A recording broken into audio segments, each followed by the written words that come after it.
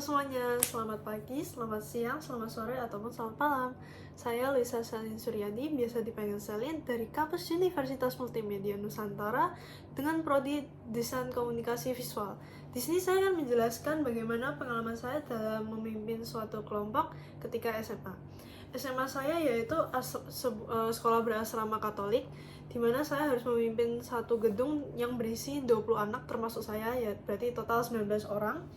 Ketika saya memimpin di asrama ini, saya harus membagi beberapa orang per divisi. Divisinya yaitu bisa wakil, bendahara, sekretaris, media, kesehatan, kebersihan, dan religi.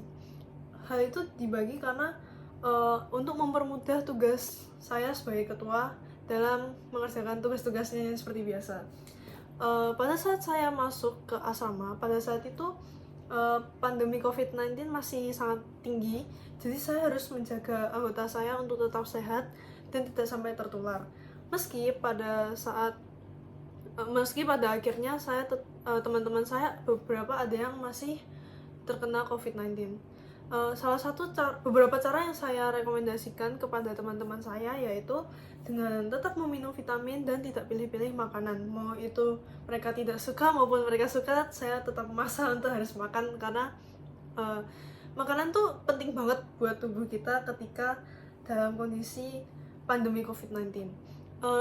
Ketika teman saya sakit, saya juga tetap membantu merawatnya bersama dengan bagian divisi kesehatan, karena kalau tidak salah saat itu ada 3 orang yang terkena tanda-tanda COVID dan untungnya berhasil diselamatkan dan berhasil sembuh. Tentunya sebagai ketua dalam gedung dengan memimpin 19 anak tidaklah mudah. Maka dari itu salah satu hal yang saya gunakan, salah satu sikap yang saya gunakan yaitu tetap berpikir tenang dan jernih, karena kata orang tua saya, ketika saya berada dalam suatu masalah harus tetap berpikir dengan jernih agar logika saya tetap berjalan. Karena dengan menyelesaikan masalah dalam perasaan yang buruk atau mementingkan perasaan itu merupakan tindakan yang impulsif.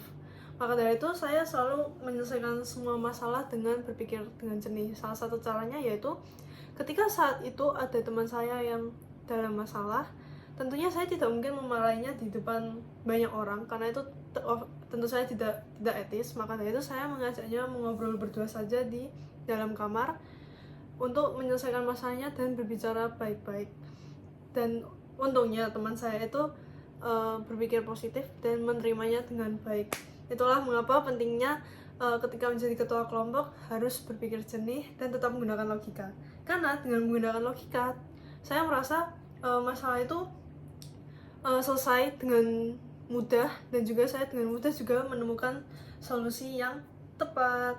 Sekian dari saya, terima kasih sudah menonton.